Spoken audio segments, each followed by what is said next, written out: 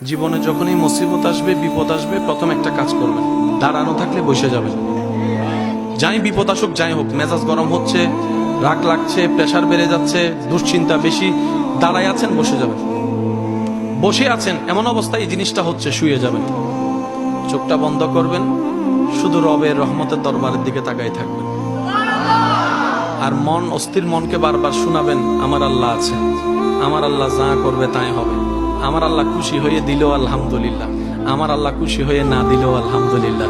আমি আমার আল্লাহকে খুশি করার চেষ্টা করব। আমার কোনো চাওয়া নাই, পাওয়া নাই, শক্তি নাই, কারণ সবকিছু তো রবের হুকুমেই হবে। আল্লাহ, আমি তোমার উপর ভরসা করলাম, বাকিটা তোমার উপর ছেড়ে দিলাম। দেখবেন সাথে সাথে আপনার সব টেনশন অর্ধেক কমে গেছে। তাহলে আপনার রাগ ওঠারও সম্ভাবনা, প্রেসার বাড়ারও সম্ভাবনা, প্রেসার লো হয়ে যাওয়ারও সম্ভাবনা, চিন্তায় গালে হাত দেওয়ারও সম্ভাবনা, আপনি স্থির হয়ে যাবেন। এবার রব্বুল আলামিন যখন আপনি এরকম করবেন, দেখনেওয়ালা তো দেখতেছে, দেখনেওয়ালা তো দেখতেছে। এবার রব ডাক দিয়ে বলবে, ফেরেশতা, এই আমার বান্দার কি হইছে রে? সে এইভাবে মন খারাপ করে আমাকে ডাকতেছে কেন? আমার বান্দার কি হয়েছে?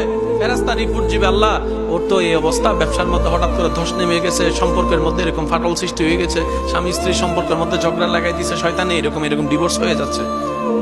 কিন্তু তোমার বান্দাটা দেখো, অন্যদের মতো অস্থির হয়ে পাগলামি গালাগালি করে নাই, অন্যদের মতো অস্থির হয়ে কাছের জিনিস, হাতের জিনিস ভেঙে ফেলে নাই, অন্যের উপর মতো অস্থির হয়ে অন্যদের মতো কাউকে গালাগালি মারামারি করে নাই। সে তোমার দিকে তাকায় আছে, তোমার হুকুমের অপেক্ষা করছে।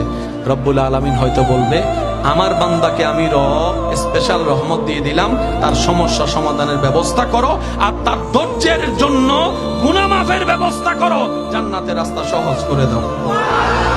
ইন্নাল্লাহা মা'আস সাবিরিন আয়াতটা এমনি দেওয়া হয় নাই, একটা আয়াতের ভিতরে হাজারটা প্রশ্নের উত্তর আল্লাহ এমনি দিয়ে দিয়েছে।